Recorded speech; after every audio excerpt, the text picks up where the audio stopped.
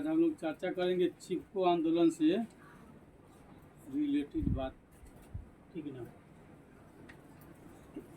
इसका मूल होता है, जब पेड़ कट रहा था ना सरकार व ठेकेदार के आदेश से, तो आसपास के लोग जो है पेड़ को अपने दोनों हाथ से पकड़ करके उससे चिपक जाता था, ठीक है ना। और लोगों का कहना था कि पहले कुल्हाड़ी हमारे ऊपर चलाइए तो अब पेड़ को काटिएगा। तो पेड़ काटने गया, आदमी को काटने थोड़ी गया। ठेकेदार सब क्या करता था, वापस हो जाता था। इसकी मान्यता कई देश ने मिल करके दिया भी। कई देश ने कहा कि नहीं, पेड़ इत्यादि नहीं काटना चाहिए, ठीक है। सर्वप्रथम चिपको आंदोलन की शुरुआत हिमालय के आसपास जो क्षेत्र था वहाँ पर हो गया। जो भी हिमालय के आसपास का क्षेत्र था वहाँ पर चिपको आंदोलन की शुरुआत हो गया। वहाँ के लोग भी पेड़ पौधा को काटने पर प्रतिबंध लगा रहे थे, यानी कि रोक लगा रहे थे। प्रतिबंध मतलब रोकना। तो हिमालय के आसपास में चिपको आंदोलन की शुरुआत हुई, लेकिन लोग जो है इस आंदोलन को सफल बनाने में असफल रहे। लोगों का प्रयास सफल नहीं हुआ। लोगों ने चाहा कि पेड़ नहीं कटे, फिर भी पेड़ मतलब कटता रह गया होगा, इसलिए सफलता नहीं मिली होगी लोगों को। उसके बाद में जो आसपास के जो लोग था तो उसको समझाया गया कि आसपास पौधा लगा करके सामुदायिक हम वनीकरण भी कर सकते हैं। वन और वनीकरण अंतर होता है। वन वह भूभाग जो स्वतः उगा हुआ है, जिसमें विभिन्न प्रकार के छोटे बड़े पौधे इत्यादि पाए जाते हैं, वन है। और अल्प मात्रा में छोटी सी मैदान का क्षेत्र है जहाँ पर पेड़ पौधा मानव के द्वारा जो लगाया गया है वनीकरण कहा जाता है। तो लोगों को समझाया गया कि हम वनीकरण भी कर सकते हैं, अधिक से अधिक पौधा लगा करके हम इस अभियान को भी सफल बना सकते हैं, ठीक ना। तो लोग जब मिल करके और अधिक मात्रा में पौधा लगाएगा तो वह वनीकरण हो गया, ठीक है, या वनीकरण उसको कर लीजिए, चाहे वनीकरण अभियान कर लीजिए। 1972 के आसपास लोगों में परिस्थिति के अनुसार कृषि कार्य की जागृति आई।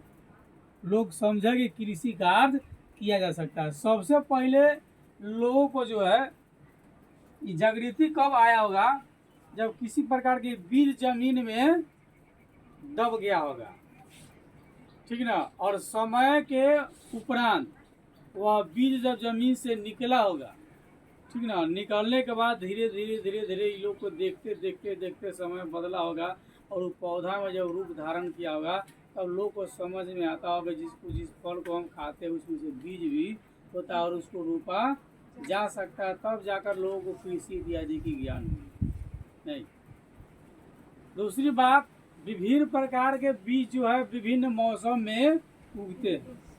नहीं, जैसे हम लोग धान की खेती करते हैं, धान जो है झड़ जाए, जिसको कहता है कीड़ा मकोड़ा या किसी प्रकार से खेत में अगर गिर जाता है तो फिर जब धान का मौसम आएगा तब ये जमेगा। वह गेहूं के मौसम में वो नहीं जमेगा। नहीं, जबकि हम फसल जो हम लोग जो खाद्य पदार्थ जो रखते हैं उसकी सुरक्षा के लिए विभिन्न प्रकार के यंत्र का उपयोग देहात में कोठी इत्यादि होता है और बृहद उपयोग में जब बोरा में डाला जाता है, विभिन्न प्रकार के थैला में डाला जाता है, उससे भी बचता है तो लोग उसको कोल्ड स्टोरेज में ले जाकर डालते नहीं। लेकिन ज़मीन के अंदर वो कौन सी कोल्ड स्टोरेज रहती है कि एकदम वो सुरक्षित रहता है। जब उसका टाइम होगा तब ये जमेगा, उससे पहले नहीं जम सकता। नहीं, धान के पौधा के देखिएगा, मूंग अभी जब समाप्त होने की कगार पर होगी तो उसमें जो है विभिन्न प्रकार के धान के पौधे जो है उग मतलब कि उग आए होंगे, यानी कि अभी ये उगे होंगे, इससे पहले वो नहीं उगे। इससे पहले उगते तो वो खत्म हो गया रहता। नहीं, लाइफ में सभी काम समय से होता है। समय से पहले कीजिएगा तो डूब जाइएगा, समय से कीजिएगा तो निकल जाइएगा। Time is money. चलिए, 1972 के आसपास लोगों में परिस्थिति के कारण कृषि की जागृति आई, लोगों ने समझा कि कृषि कार्य करना चाहिए। ठीक है। तथा उत्तर प्रदेश के टेहरी गढ़वाल के एक क्षेत्र है, वहाँ के किसानों के बीच भूमि बचाओ आंदोलन हुआ। किसान ने क्या किया, एक आंदोलन चलाया, भूमि बचाओ आंदोलन। अभी तो हम लोग देख रहे हैं चिपको आंदोलन, जिसके अंतर्गत एक और आंदोलन हुई। अब आपसे क्वेश्चन पूछ दिया ऑब्जेक्टिव में कि चिपको आंदोलन के अंतर्गत और कौन से आंदोलन हुई। ठीक ना। तो एक हुई भूमि बचाओ आंदोलन। भूमि बचाओ आंदोलन में क्या था, मूल रूप से आप समझ लीजिए कि किसान ये चीज साबित करना चाहता था कि हम खेत में बिना रासायनिक खाद डाले फसल उगा सकते हैं। ठीक है। और किसानों ने साबित कर भी दिया कि हम खेत में रासायनिक खाद न डाल करके जैविक खाद डालेंगे तो क्या होगा, फसल भी अच्छा होगा और आर्थिक बचत भी अधिक होगी, पैसों की भी अधिक बचत होगी। जैसे रासायनिक खाद हम खरीदते हैं उससे कई सारा नुकसान है। एक तो महंगा मिलता है वर्तमान में भी, और दूसरी उससे भूमि क्या हो जाती है, खराब हो जाती है, बंजर हो जाती है। ठीक ना। जिस तरह अधिक मात्रा में मवेशी का चारा खरीद करके जो लाते हैं ना, कौन कौन पशु आहार चोकर इत्यादि खाने से मवेशी क्या हो जाता है, बांझ नहीं। उसी तरह जमीन में अधिक मात्रा में रासायनिक खाद डालने पर क्या हो जाएगा, भूमि बंजर हो जाएगा। उसमें अधिक से अधिक मात्रा में भूमि में जो है हमको जैविक खाद का उपयोग करना चाहिए। ठीक है। तो उस समय आज के किसान लोग पता नहीं पढ़े लिखे हैं नहीं है, अलग बात है। उस समय के किसानों ने एक आंदोलन करके यह साबित कर दिया था कि जमीन में हम रासायनिक उर्वरक के प्रयोग के बिना जैविक खाद से विभिन्न प्रकार के फसल उगा सकते हैं और अपनी आर्थिक स्थिति को बचा सकते हैं। आर्थिक स्थिति जो है, जिसका हमारा अधिक खर्चा हो रहा है, उस खर्च को हम बचा सकते हैं। किसान के पास पैसा बड़ी परिश्रम से आता है। ठीक है। खून पसीना एक करता है तब जाकर के पैसा आता है। किसान खेत में सोना उगाता है। अब कहने का मतलब सोना कैसे उगाता है उसको अंडरस्टैंड कर लीजिए। खेत में इसलिए उगाता है, खेत में वो गेहूं चावल उगाएगा ना, मक्का उगाएगा ना, और उसको बेचकर सोना खरीद करके लाएगा। अगर किसान गेहूं चावल मक्का नहीं उपजाएगा तो क्या बेचकर सोना खरीद करके लाएगा। किसान जब खेत में पहुंचता है, जब उसका फसल लहराते हुए रहता है, तब जो है वह बहुत खुश होता है। सबसे अधिक मात्रा में किसान खुश उसी समय होता है जब उसके फसल क्या होती है, लहलहाते हुए खेत में पाए जाते हैं। जब फसल बर्बाद तो बहुत सारे किसान आत्महत्या भी कर लेते। तो उस समय जो है किसानों ने जो आंदोलन चलाया, उत्तर प्रदेश के ये टेहरी गढ़वाल के किसानों ने यह साबित कर दिया कि रासायनिक उर्वरक के बिना, यानी रासायनिक खाद जिसको कहते हैं हम लोग देहात में, उसको उर्वरक बोला जाता है, रासायनिक उर्वरक के बिना हम जैविक खाद से विभिन्न प्रकार के फसल उगा सकते हैं। और लोग उगा करके दिखाया। इस आंदोलन में लोग सफल भी। हाँ ठीक है। दूसरी मेन हमारा पॉइंट है कि चिपको आंदोलन जो है सुंदरलाल बहुगुणा के नेतृत्व में प्रारंभ हुआ। चिपको आंदोलन का मेल नायक मूल जो है, मेन जिसको मुख्य कहते हैं नायक है सुंदरलाल बहुगुणा। पूछेगा ना चिपको आंदोलन कौन चलाया, सुंदरलाल बहुगुणा। ठीक है।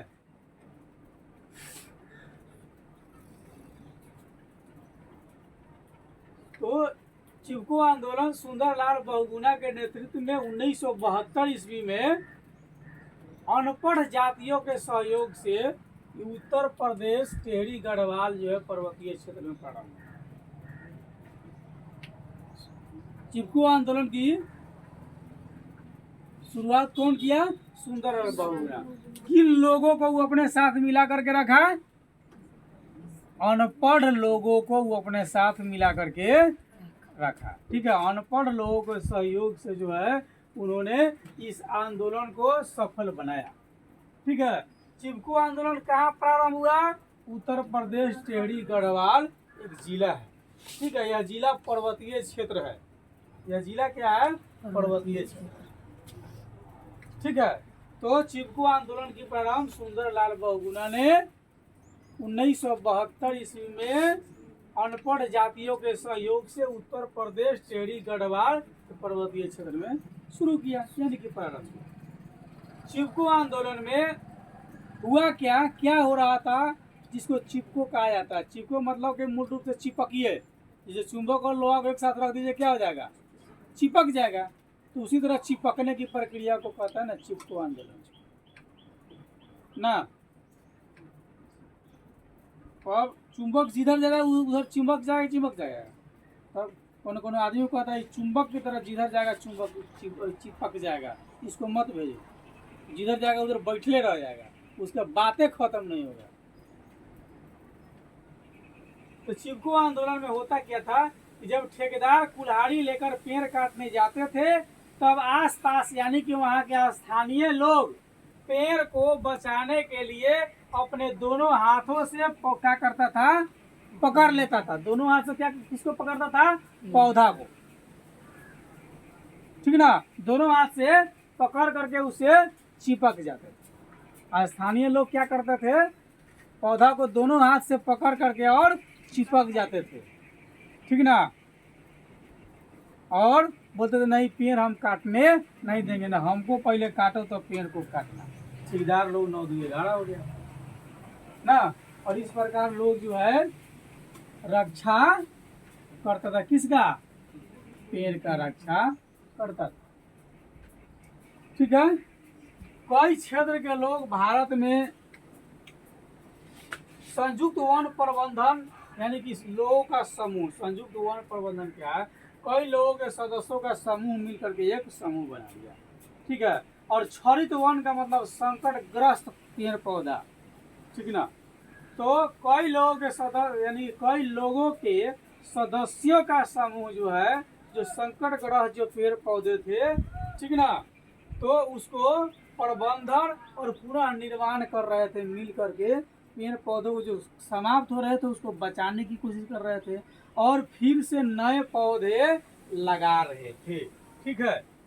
औपचारिक रूप से वन प्रबंधन की शुरुआत 1988 ईस्वी में, ठीक है। औपचारिक रूप से जो है वन प्रबंधन की शुरुआत कब हुई, 1988 ईस्वी में हुआ, ठीक है। कौन सी का, वन प्रबंधन की शुरुआत। मूल रूप से प्रयास कई बार रहा, सफलता मिलती रही, लेकिन औपचारिक रूप से वन प्रबंधन की शुरुआत 1988 ईस्वी में हुआ। कहाँ हुआ, उड़ीसा में हुआ। कहाँ हुआ, उड़ीसा में, ठीक है। तो पूछेगा आपसे कि औपचारिक रूप से वन प्रबंधन की शुरुआत कब हुई, 1988। कहाँ हुई, उड़ीसा। वन प्रबंधन में स्थानीय लोगों और वन विभाग के अधिकारी मिल करके कार्य कर रहे हैं। इसमें क्या है, स्थानीय लोग और अधिकारी लोग दोनों लोग मिल करके जो है कार्य कर रहे हैं वन प्रबंधन के विषय में। अब सरकारी लोग आए पेड़ पौधा लगाकर चले जाए, स्थानीय लोग जाए उसको उखाड़ करके ले आए, तो फिर कार्य सफल होगा, सफल नहीं होगा। स्थानीय लोग पेड़ पौधा लगा दे जमीन पर, और सरकारी लोग बंदूक लेकर के मारे 2-4 बंदूक, कहे लगा दिया पेड़ पौधा, फिर भी सफल नहीं। किसी भी क्षेत्र के विकास के लिए प्रशासन, ठीक ना, और लोग दोनों की सहयोग की जरूरत है। जब तक दोनों सहयोग नहीं करेगा तब तक शासन ठीक से नहीं चलेगा। सरकार कुछ और चाहेगा, पब्लिक कुछ और चाहेगा ना। जैसे बिहार में शराब बंद है कि नहीं है, सरकार चाहती है कि बंद रहे, लेकिन दुर्भाग्य से पब्लिक नहीं चाहता नहीं, इसलिए सभी लोग शराब के पीता है कि ना। जो बहुत सारे लोग शराब के पीता नहीं है, हाँ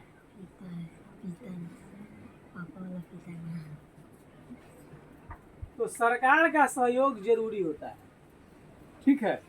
और सरकार जो चाहती है पब्लिक की भी सहयोग, पब्लिक के सफलता के लिए सरकार की सहयोग जरूरी है, और सरकार की सफलता के लिए पब्लिक का सहयोग जरूरी है। जब तक दोनों मिलेगा नहीं तब तक संभव नहीं। तो इसमें जो है स्थानीय लोग और अधिकारी लोग भी मिलकर कार्य कर रहे हैं, यानी कि कार्य में सफलता मिलेगी। ठीक है। अब एक नया बात है कि भारत में जैन और बौद्ध धर्म के मानने वाले लोग जो होते हैं वो अहिंसा प्रेमी होते हैं। कहते हैं अहिंसा परमो धर्म।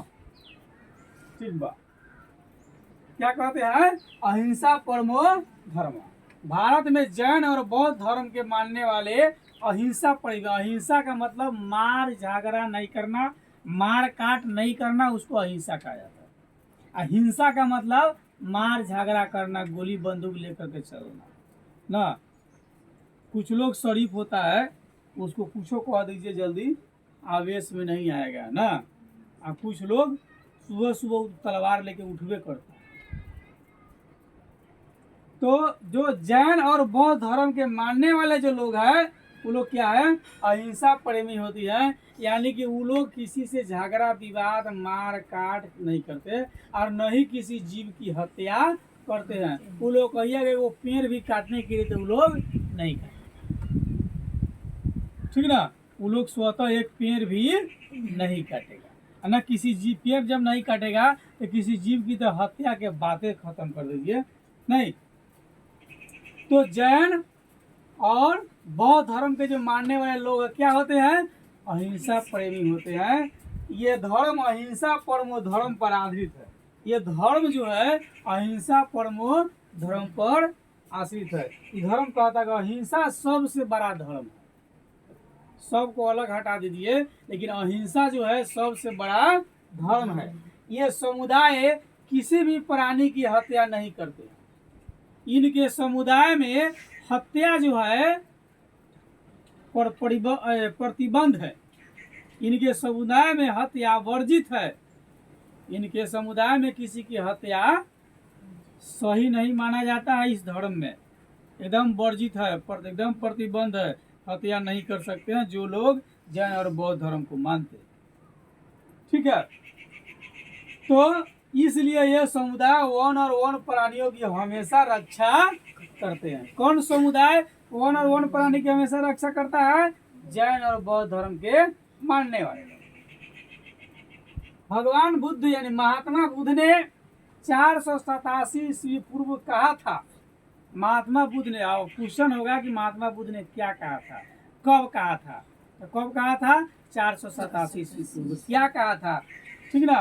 महात्मा बुद्ध ने कहे थे कि पेड़ एक असीमित दयालु और उदार पूर्ण जीवधारी है। पेड़ कितना दयालु है जिसका ठिकाना नहीं है, इसलिए कहा असीमित दयालु है और उदार पूर्ण जीव है। हृदय उसका एकदम उदार है। एक तरफ से कलेजा काटते रहिएगा तो ये दूसरी तरफ से कहेगा और काट लीजिए, कोई टेंशन नहीं, एकदम उदार पूर्ण है। कहा ये अपने सतत पोषण के लिए कोई मांग नहीं करता है। जब ये अपनी पोषण करता है तो यह किसी से कुछ मांगता उनका नहीं है। इन्हें कहता है बउआ जी हमारा पर पानी डाल दो ना, बबुनी जी इन्हें करिया करके ये पर चावल डाल दीजिए, शक्कर डाल दीजिए। कभी किसी से कुछ मांगता इत्यादि नहीं है। ठीक है। और दानशीलता पूर्वक अपने जीवन की क्रियाओं को यह भेंट कर देता। भेंट मतलब देना, भेंट करने का मतलब देना। कोई कहता है ना, किसी को कह दे दीदी तरह से भेंट करे के बाद बुझिए कुछ लेवे देवे के बाद है। भेंट का मतलब देना। ठीक ना। तो यह दानशीलता पूर्वक अपने जीवन की क्रियाओं को भेंट कर देता है। अपने जीवन के जो भी सारी क्रिया होता है मनुष्य को सौंप देता है। पेड़ कुछ लेके जाता है, पूरा सौंप देता है। यह सभी की रक्षा भी करता है और तो और स्वयं पर कुल्हाड़ी चलाने वालों पर भी छाया प्रदान करता है। जब तक पेड़ खड़ा रहेगा, जब तक कट करके पूरी नीचे जमीन पर गिर नहीं जाती है, तब तक जो उस पर कुल्हाड़ी भी चलाता रहेगा उसको भी यह छाया प्रदान करता रहेगा। ठीक ना। उसको भी यह क्या करेगा? छाया प्रदान करता रहेगा। यो नहीं सोचेगा हमको काट रहा है इसी के देह पर गिर जाता है, ऐसी बात नहीं है, क्योंकि यह दानशील है। दयावान है। इसकी खून की एक एक रग रग तक ले लीजिएगा, फिर भी जो है ये आपके विरुद्ध में एक बार भी नहीं सोचेगा, क्योंकि ये क्या है, पेड़ क्या है, दान से उदार में दयालु और उदार पूर्ण है, दानशील है। और दानी अपना जो है कोई वस्तु अगर दान देगा तो आसानी से दे देगा। जैसे महाभारत में कर्ण ने इंद्र को अपना कुंडल और कवच दे दिया था, नहीं, इंद्र छल करके आया था ना, और उसको छल पूर्वक उसको दे दिया था। कौन? कर्ण। जो कर्ण कवच और कुंडल को लेकर ही जन्म लिया था, फिर भी उसको दे दिया। तो दानवीर जो है दानवीर होता है। उस तरह पेड़ क्या है, दानवीर है।